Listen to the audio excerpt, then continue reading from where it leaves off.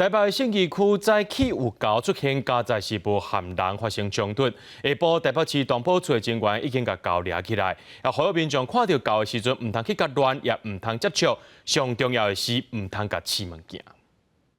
透早伫信义区的中道社区有点仔小骚动，多有人翕到高山伫树顶咧食物件，明显佫用另外一只手抓甲满满满，过后中间佫留一粒一粒的连根子。因为剥皮也像人一样呢。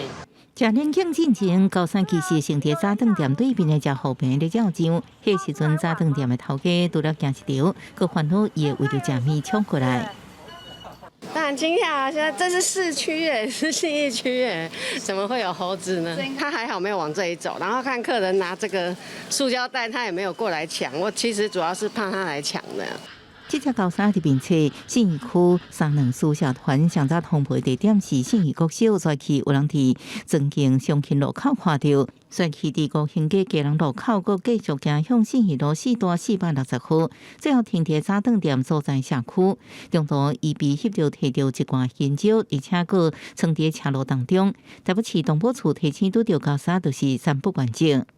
不干扰、不接触、不喂食的3不原则。户外的这个垃圾桶也要加盖，也不要有漏出食物，或者是让它有任何可以觅食的机会，他们就会返回去他们原生的这个栖息地点。台北市东部处人员出动，下晡2点外，高山被抓一位人底，居民推测伊可能是飞1-2公里外象山来的。东部处表示，未来未被野放，检验了后会评估送到机构安置。包含信义区在内，台北市未少行政区靠山，有时阵高山出现伫人类活动的范围。